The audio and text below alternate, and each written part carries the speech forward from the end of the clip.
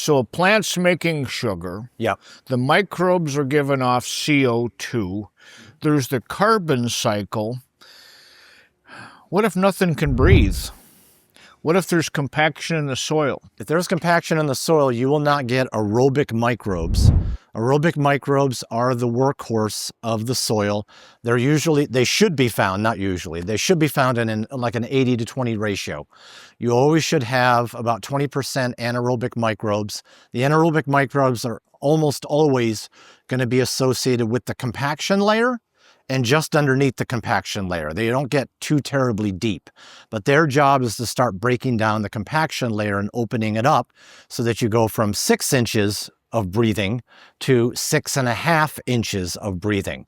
So the anaerobic microbes have their purpose. They can open up the soil in order to make it more hospitable. So you need to have both. If you just had aerobic, they'd never be able to break through the compaction layer, ever. That's why you need the anaerobic. But the aerobic ones, they're fast. They're moving. They're getting things done. These are the ones that are associated with the roots. These are the ones that are supplying the nutrients. The anaerobic bacteria are not generally supposed to be that close to a plant. They do not get along well. They don't play well with plants.